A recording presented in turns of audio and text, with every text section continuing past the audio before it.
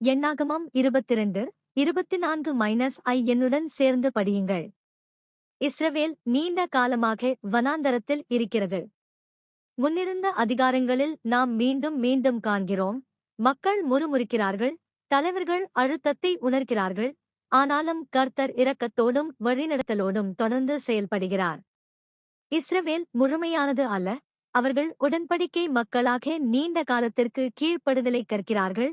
ஒரே பெரிய அதிசயத்தால் அல்ல, பல கடினமான சாதாரண நாட்களிலேயே நம்பிக்கையை கற்கிறார்கள். இப்போது கதை வெளிப்புறத்தை நோக்கி மாறுகிறது. இஸ்ரவேல் மோவாப் அருகே பாளையம் இடுகிறது. சுற்றியுள்ளவர்கள் அவர்களின் பெருமையை பார்த்து பயப்படுகிறார்கள். பயம் எழும்பும்போது தேவன் என்ன செய்கிறார் என்ற கேள்வி மறைந்து, எப்படி தடுக்கலாம் என்ற மனநிலை வருகிறது. அங்கேயே பாலாக் என்ற ராஜா அரசியல் நோக்கத்திற்கு ஆன்மீக வலிமையை பயன்படுத்த முயல்கிறான். பிலேயாமை அழைத்து இஸ்ரவேலைச் சாபமிடச் சொல்கிறான். ஆனால் இந்த அதிகாரங்கள் கற்பிப்பது, தேவனை பணத்தாலும் பயத்தாலும் மயக்க முடியாது. தேவன் தன் வாக்குறுதிகளை காக்கிறார், தன் உடன்படிக்கை மக்களை பாதுகாக்கிறார். இந்த செய்தியை கவனியுங்கள். மனிதர் சாபமிட முயன்றாலும் தேவன் ஆசீர்வதிக்க முடியும். கதை மோவாபின் ராஜா பாலாக் மூலம் தொடங்குகிறது. அவர் இஸ்ரவேலை பார்த்து பயப்படுகிறார். பயம் கட்டுப்பாட்டைத் தேட வைக்கிறது. அதனால் அவர் பரிசுகளோடும் வாக்குறுதிகளோடும் தூதர்களை அனுப்பி பிலேயாமிடம் சாபமிடு என்று கேட்கிறார். இங்கே ஒரு பாடம். நாம் பயப்படும்போது குறுக்கு வழி தேடி பணம், அதிகாரம், அழுத்தம் மூலம் முடிவுகளை கட்டுப்படுத்த முயல்வோம். இவன் ஆன்மீக விஷயங்களையும் கருவியாக கருதலாம். பிலேயாம் வெளிப்படையில் தேவனை அறிந்தவனைப் போல பேசுகிறான். கர்த்தரை கேட்டுப் பார்க்க வேண்டும் என்று சொல்லுகிறான். தேவன் தெளிவாக கூறுகிறார், போகாதே, இஸ்ரவேலைச் சாபமிடாதே, அவர்கள் ஆசீர்வதிக்கப்பட்டவர்கள். பிலேயாம் ஆரம்பத்தில் சரியான பதிலைச் சொல்கிறான். கர்த்தருடைய வார்த்தையை மீற முடியாது.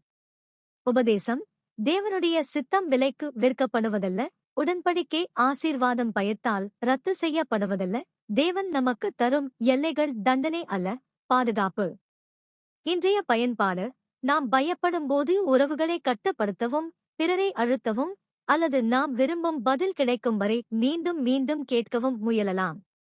எண்ணாகமம் 22 கர்த்தரின் தெளிவான வழிகாட்டுதலை முதலில் ஏற்றுக்கொண்டு கீழ்ப்படுதலை தேர்ந்தெடுக்க அழைக்கிறது. கேள்வி: நான் பயப்படும்போது கட்டுப்பாட்டை தேடுகிறேனா அல்லது தேவனை தேடுகிறேனா? பிலேயாம் மறுத்ததும் பாலாக் அதிகமான பரிசுகளுடன் உயர்ந்த தூதர்களை அனுப்புகிறான். அழுத்தம் அதிகரிக்கிறது. பிலேயாம் மறுபடியும் கேட்கிறான். தேவன் போக அனுமதிக்கிறார். ஆனால் கடுமையான நிபந்தனை: தேவன் சொல்லும் வார்த்தைகளையே பேச வேண்டும். இது எச்சரிக்கை. தேவன் முன்பே தெளிவாக இல்லை என்று சொன்னால், நாம் தொடர்ந்து தள்ளிச் சென்றால், அவர் சில நேரம் அந்த தேர்வை அனுமதித்து நம் இதயம் எதை விரும்புகிறது என்பதை வெளிப்படுத்தலாம். அனுமதி என்பது ஒப்புதல் அல்ல. பின்பு விசித்திரமான நிகழ்வு: ஒரு தூதன் வழியை அடைக்கிறான். பிலேயாம் காணவில்லை, ஆனால் கழுதை காண்கிறது. கழுதை வழிமாறி நிற்கிறது. பிலேயாம் கோபித்து அடிக்கிறான். அவன் இலக்கில் மட்டுமே மூழ்கி, தேவன் காக்கும் தடையை உணரவில்லை. உபதேசம்: தேவன் தடைகளை வைத்து நம்மை காக்கலாம். தாமதம் இரக்கமாக இருக்கலாம், தடுப்பு பாதுகாப்பாக இருக்கலாம். ஆசை கீழ்ப்படுதலை விட வலிமையானால் நாம் ஆன்மீகமாக காணாமல் போகலாம். இன்றைய பயன்பாடு: நம் திட்டம் தடையடைந்தால் உடனே கோபப்படலாம் அல்லது பிறரை குற்றம் கூறலாம். ஆனால் இந்த கதை சொல்லுவது, கர்த்தரே, நீர் என்னைக் காக்கிறீரா? என்ன பாடம் கற்றுக்கொள்கிறேன் என்று நிறுத்தி கேளுங்கள். பிலேயாம் இறுதியில் தூதனை பார்த்தபோது தன் வழி தவறியதை உணர்கிறான். அவன் தவறை ஒப்புக்கொண்டு திரும்பத் தயாராகிறான். தூதன் செல்ல அனுமதிக்கிறான். ஆனால் மீண்டும் சொல்கிறான், தேவன் சொல்வதையே பேச வேண்டும். இது எண்ணாகமம் 22:24 இன் முக்கிய பாடம். தேவன் வார்த்தைகளைப் பற்றி கவலைப்படுகிறார்.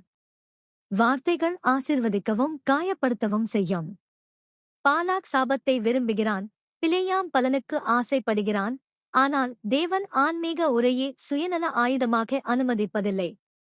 தேவன் தூதனை திருத்துகிறார், வாயை கட்டுப்படுத்துகிறார், சத்தியத்தை நிலைநிறுத்துகிறார். உபதேசம் வெளிப்பாடு தேவனிடமிருந்து வருகிறது, மனித அழுத்தத்தால் அல்ல. தேவன் நம்மை வெட்கப்படுத்த அல்ல, காக்கவே திருத்துகிறார். இன்றைய பயன்பாடு வீட்டிலும் தேவாலயத்திலும் ஆன்லைனிலும் நாம் பேசுகிறோம்.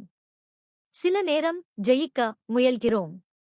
இந்த அதிகாரம் கற்பிப்பது பரிசுத்த ஆவியை நாடுங்கள், பின்னர் சத்தியத்தை அன்போடு பேசுங்கள். ஒரு எளிய ஜெபம். கர்த்தரே, நீர் விரும்பும் வார்த்தைகளையே நான் பேச உதவுங்கள். எண்ணாகமம் 23 ஒரு ஆன்மீக நிகழ்ச்சி போலத் தொடங்குகிறது. பாலாக் உயரமான இடத்துக்கு பிலேயாமை அழைத்து இஸ்ரவேல் பாளையத்தை காணச் செய்கிறான். பலிபீடங்கள் கட்டி பலிகளை அளிக்கிறான். சாபம் வெளிவரும் என்று நம்புகிறான். அவன் நினைப்பது, சடங்கு பணம் அழுத்தம் இருந்தால் தேவனை கட்டாயப்படுத்தலாம். ஆனால் பிலேயாம் தேவனிடமிருந்து செய்தியை பெறுகிறான். அந்த செய்தி பாலாகின் திட்டத்திற்கு எதிரானது. தேவன் இஸ்ரவேலை ஆசீர்வதிக்கிறார். இஸ்ரவேல் உடன்படிக்கையால் பிரிக்கப்பட்ட மக்களாக இருப்பதாக அறிவிக்கப்படுகிறது. உபதேசம் உடன்படிக்கை ஆசீர்வாதம் பலவீனமானது அல்ல. தேவன் ஆசீர்வதித்ததை மனித பயமும் மயக்கமும் ரத்து செய்ய முடியாது. தேவன் தன் வாக்குறுதியை நிறைவேற்றுவார். இன்றைய பயன்பாடு நம்மை சுற்றி பல குரல்கள் உள்ளன. நம்மை குற்றம் சொல்வது, மாற்ற முடியாது என்று கூறுவது. எண்ணாகமம் 23 நம்பிக்கையை கொடுக்கிறது. நீங்கள் உடன்படிக்கை வழியில் இருந்தால் தேவன் உங்களில் வேலை செய்து கொண்டிருக்கிறார். மனந்திரும்புதல் தேவை, ஆனால் தேவனின் நோக்கம் ஆசீர்வாதமும் பரிசுத்தமாக்குதலும் வழிநடத்தலும். மேலும் நாம் பாலாக் போல வழிபாட்டை கருவியாக மாற்றக்கூடாது. நாம் தேவனை நேசித்து அவரை மதித்து கீழ்ப்படுகிறோம். ஆசீர்வாதம் கேட்டதும் பாலாக் கோபமாகிறான். இடம் மாற்றி மீண்டும் முயல்கிறான். வேறு கோணம் இருந்தால் தேவன் மாறுவார் என்று நினைக்கிறான். ஆனால் செய்தி ஒரே மாதிரி.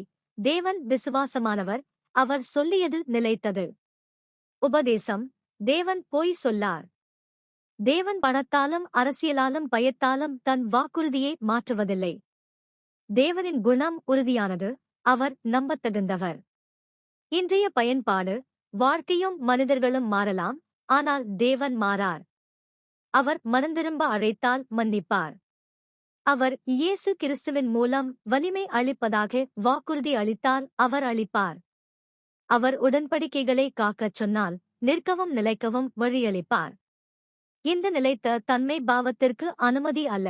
தேவன் நம்மை மாற்ற அழைக்கிறார், சுத்திகரிக்கிறார். ஆனால் அந்த அழைப்பில் நம்பிக்கை உள்ளது, காரணம் தேவன் விசுவாசமானவர். இந்த வாரம் நீங்கள் எந்த சத்தியத்தை பிடித்துக் கொள்ள வேண்டும்? ஜெபம், நேர்மை, மன்னிப்பு, உடன்படிக்கை, விசுவாசம்.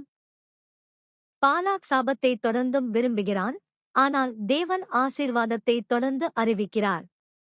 இது நம்மை ஆச்சரியப்படுத்தலாம், ஏனெனில் இஸ்ரவேல் பல தவறுகளை செய்திருக்கிறது. ஆனாலும் தேவன் தன் உடன்படிக்கை நோக்கத்தை விடுவதில்லை. அவர் குறைகளை மறுப்பதில்லை, அவர் மாற்றத்தை உருவாக்குகிறார். உபதேசம் ஆசீர்வாதம் எப்போதும் சரியானவர்களுக்கு மட்டும் அல்ல, ஆசீர்வாதம் மாற்றத்தின் கருவியாகவும் இருக்கிறது. தேவன் பலம் கொடுக்க, ஒன்று கூடச் செய்ய, மனந்திரும்புதலுக்கு அழைக்க ஆசீர்வதிக்கிறார். இன்றைய பயன்பாடு நாம் நம்மை தோல்விகளால் அடையாளம் காண்கிறோம், பிறரை கடந்த காலத்தால் குறிக்கிறோம். கிறிஸ்துவின் சுவிசேஷம் வேறு வழி காட்டுகிறது. பாவத்தை நேர்மையாக ஒப்புக்கொள்ளுங்கள், அதே சமயம் இயேசு கிறிஸ்துவின் மூலம் மாற்றம் சாத்தியமென்று நம்புங்கள்.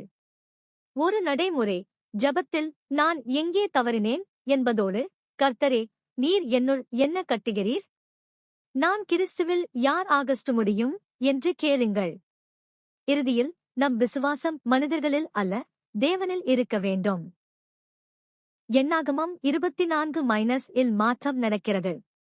தேவன் இஸ்ரவேலை ஆசீர்வதிக்க விரும்புகிறார் என்பதை பிலேயாம் உணர்கிறான். ஆகவே சடங்கு அல்லது இடம் மூலம் முடிவை கட்டாயப்படுத்த முயலுவதை நிறுத்துகிறான். பின்னர் தேவனுடைய ஆவி அவன் மேல் வருகிறது. அவன் சொற்கள் வலிமையோடும் தெளிவோடும் வருகிறது. உபதேசம் பரிசுத்த ஆவி கூட்டத்தாலும் பணத்தாலும் அரசியலாலும் கட்டுப்படாது. ஆவி சத்தியத்தை சாட்சியப்படுத்தி தேவனுடைய சித்தத்தை வெளிப்படுத்துகிறது. ஆவி இருக்கும்போது மனித அழுத்தம் முதன்மை ஆட்சியை இழக்கும். இன்றைய பயன்பாடு நாமும் அழுத்தத்தை சந்திக்கிறோம். ஒத்துப்போக, சமரசம் செய்ய, மக்கள் விரும்புவது போல பேச. ஆனால் ஆவி நமக்கு தைரியமும் அமைதியும் கொடுக்க முடியும். ஆவியை நாடி நேர்மையோடு செயல்படுங்கள். சத்தியத்தை அன்போடு பேசுங்கள். கேள்வி: வீட்டில், வேலையில், ஆன்லைனில் அல்லது தனிப்பட்ட தேர்வுகளில் எங்கே ஆவி அழுத்தத்தை மீற வேண்டும்? ஒரு சிறிய ஜெபம். கர்த்தரே, நீர் விரும்புவதை மட்டும் சொல்லவும் செய்யவும் எனக்கு உதவுங்கள். எண்ணாகமம் 24-இல் பிலேயாமின் வார்த்தைகள் அழகையும் ஒழுங்கையும் எதிர்கால வலிமையையும் வர்ணிக்கின்றன. இதன் பொருள், இஸ்ரவேல் ஏற்கனவே பூரணமானது அல்ல, தேவன் அவர்களை எதிர்காலத்திற்காக உருவாக்குகிறார். தேவன் தரும் நம்பிக்கை இன்று மட்டும் அல்ல, நாளைக்கும் உள்ளது. உபதேசம்: ஆசீர்வாதம் அடையாளத்தோடு தொடர்புடையது.